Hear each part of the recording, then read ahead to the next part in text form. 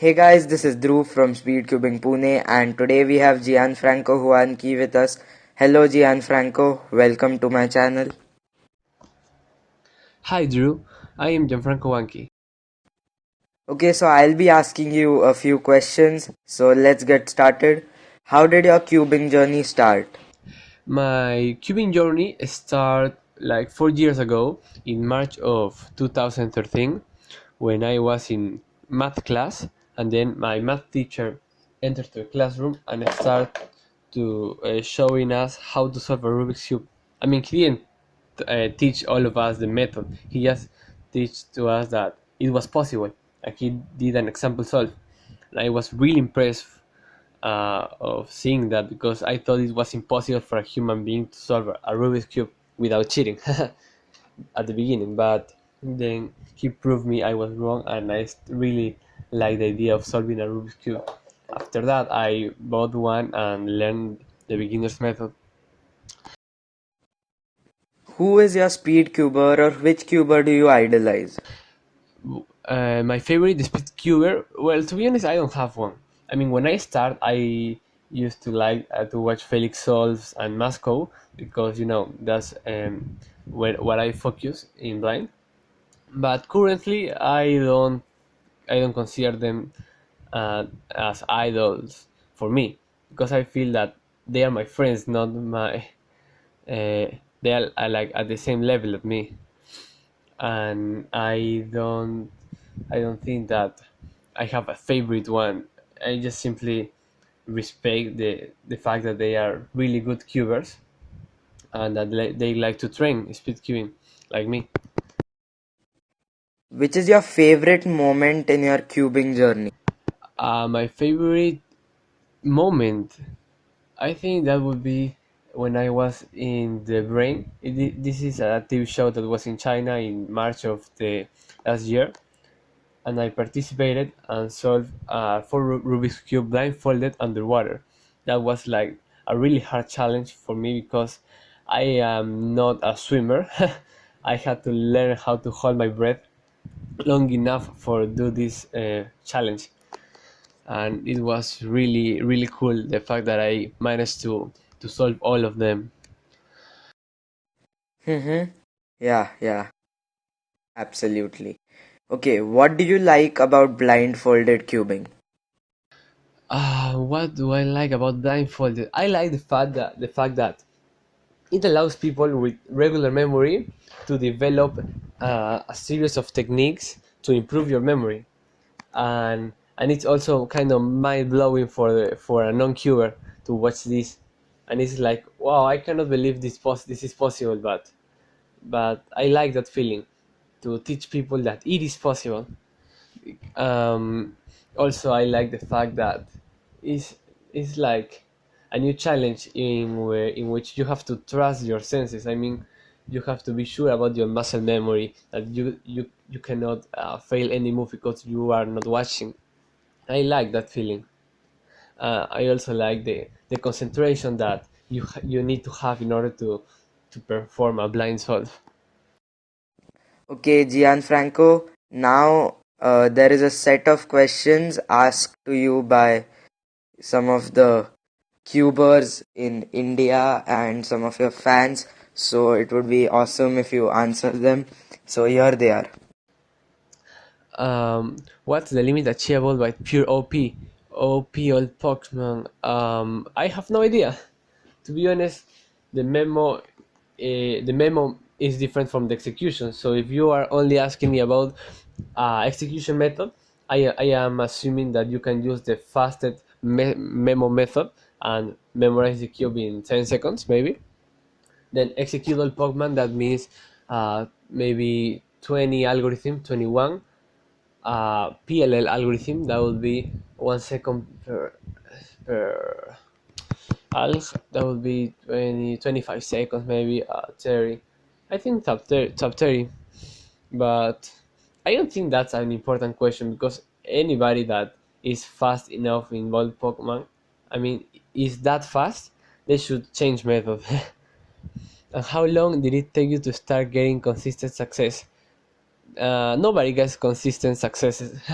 I mean, For moments I can have a success rate of 8 out of 10 cubes correct, but in other moments if I am trying to push my memo I can start doing just 3 or 4 cubes out of 10 correct. So it's really uh, I don't know if depend on what you want. If you are practicing just pure speed and you want a single, then of course your success rate is gonna uh, get down. But if you want to make an average of 12, then probably you're going more save your memo and you can improve your success rate. So it's about that. I But the thing about not failing is that you don't miss any piece. You memorize correctly and you execute exactly what you memorize. So that's it. How do you do flooring buffers in solves? Well, for this, I had to. I had something good and something bad when I started to learn to do blind. I didn't know that it was possible to break cycle. I mean, the word cycle break didn't mean nothing for me. I didn't know what was that when I started learning blind. So when I finished my cycle, I always changed to a new one. And even though it was real hard at the beginning, I could get used to that. And then I learned that it was possible to break cycle to, to do a faster memo. But I was like, oh, but if you don't break a cycle, you save 1 alg, you execute less, so you can be faster. But it's really hard to manage it. It's just about practicing. Um, but how do I do it? Well, I am memorizing my edges, for example. Then my cycle finish, and I see, oh, okay, I have now 3 pieces. I could cycle break and do 2 algs, but if I do maybe a setup or I rotate, I can do just 1 alg. And then when I am executing, I just do it. Especially in 3 blind. Well, I am talking all about 3 blind. In 4 blind or 5 blind with floating buffer, I think it can be a little bit harder. I mean, currently I am changing my execution method in 4 blind to do faster centers, but that means use a lot of floating buffers, and I am get used to that. I am getting used to that. I didn't finish yet. Well, are you going to learn 5 time anytime soon? I know some cases of 5 line, maybe 20 or 30 cases. It's not that you can learn all 5 style, because there is no um, theory that you can apply. Like in commutators, you can create your apps for 5 line. The theory is not completely developed yet, and also that would be doing a lot of setups, and sometimes doing just three cycle of 3 pieces can be faster. For example, when you have M prime U2 and U2, doing that 2 times, that can be as fast as doing a 5 style. And I don't think, I mean, I can learn more cases in the future, but right now I have other things that I can improve more my time. So I don't think that's necessary in the short term. When did you start learning blind? In August of 2013, I think. August or July. I don't remember exactly. What is the state of queuing in your country? The state of queuing. Well, my country is Peru. The capital is Lima. The most amount of queuers are in Lima. Then there is another city called Arequipa, another region, and that's the second place that have more queuers in Peru.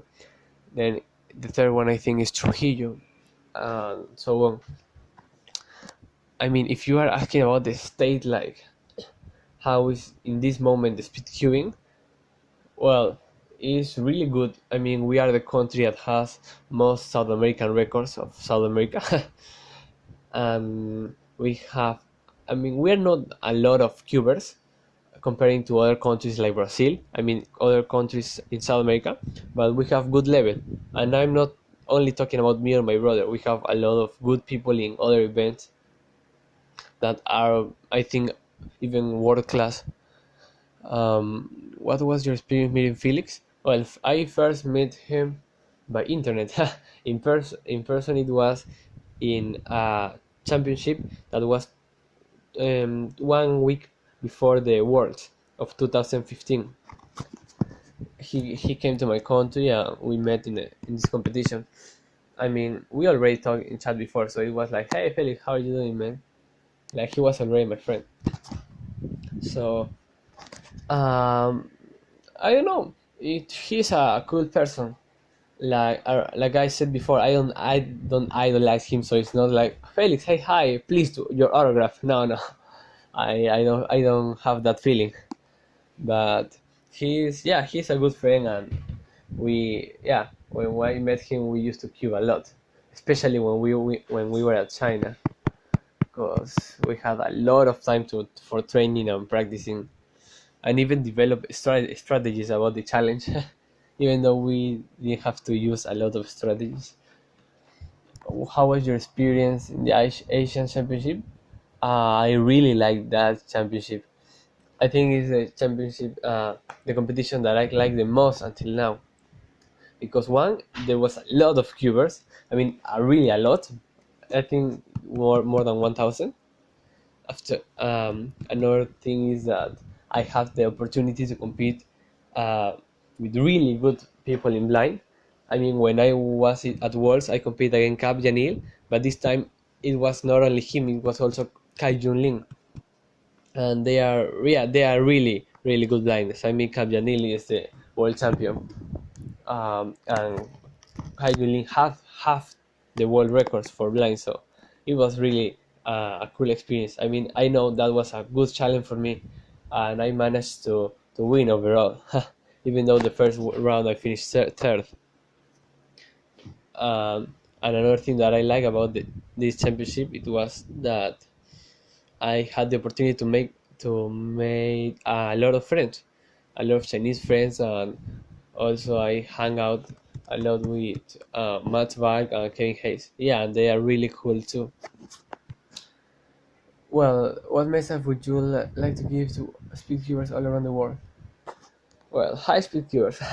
First of all, I just want to tell you that if you like speed queuing, that's really good. Um, what you need to do, I mean, it's my advice. You need to choose your favorite event.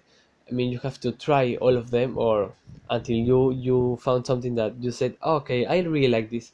Most of the people like 3 as their favorite event, but that doesn't mean that has to be for you too. I mean, if you have a feeling that you like more 6x6, then go for it. If you like clock, go for it. If you like feet, change to another event, please. No, I'm just kidding. But I assure you that if you just find your favorite event and you focus on that, you're gonna improve a lot faster than other people that practice everything. Another thing, unless you wanna be the best at Sum of Ranks, then you just have to go for all 18 events. And once you find your favorite band, you have, well, you don't have to, but it's a good idea to start talking to people that it's not that you idolize them, but people that has the results that you want to have in the future. That's the key.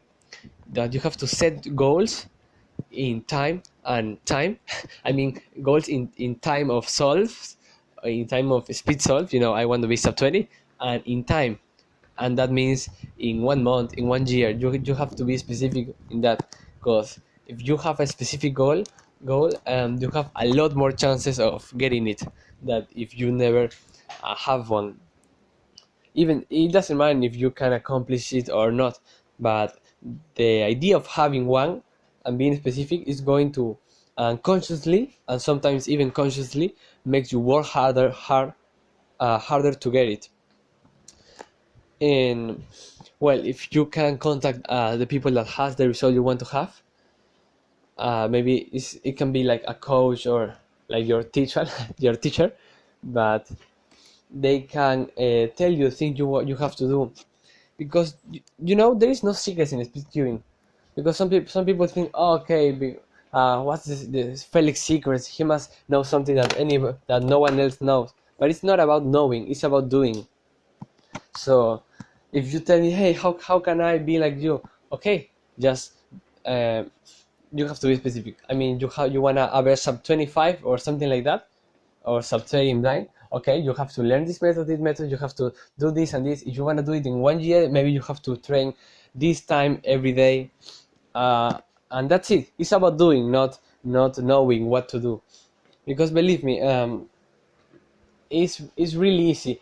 I can in 10 minutes tell you anything you need to do in order to get your goal in blind. Please don't ask me anything about other events because it's not what I know. But after that, it's on you. You have to have the will to practice, to improve. And if I can let you, if I can tell you one more thing, it would be that is it's not about it. I mean, it starts as a hobby, as something you like to do in your free time. But if that grows and became a passion, becomes a life goal, then you have to commit. And when I say this, I am trying to say that if you wanna get a world record, a continental record, and you are training, and you say like, oh, okay, I get bored, or oh, I think that I am really tired right now, so maybe I should stop and doing other things. I mean, a lot of people say that's okay, but personally, I think that when you do the things that you don't want to do, that's when you grow. That's when you get out of your comfort zone, and that's when you make the difference against somebody else that is training as hard as you, but he gives up. I mean, if you are training 3 hours a day, and maybe you cannot get your sub 20 single, I don't know, in 2 by 3, but and you said, okay, maybe I should start, get some sleep, do some other things. I can assure you that there is another person just like you in anywhere else in the world that is saying, okay, just 1 more hour of practice, one more. So it's about being constant, and never give up. I don't say that you have to practice all day long, but you have to practice every single day. I mean, when I was really busy in final exams and I had a lot of things going in my daily life, I cube maybe 10 to 15 minutes a day. But there is no single day that I don't cube. And that's it. I am continue training. If you are curious, my goals for this year is to win the world championship and set a couple of world records. Probably a sub 20 minutes 3 in blind. Well, my own words just inspire me a lot. I think I'm going to train right now. Well, Gianfranco, it was an awesome experience having you as a guest on my channel, and I hope to meet you someday, and also wishing you all the best for your future competitions. Thanks for being with us. So, thanks for having me here, Drew. Also for you. I like what you are doing. It's good that you want to uh, contribute to the cubing community. I like that. So that's everything. Again, thanks for having me and goodbye.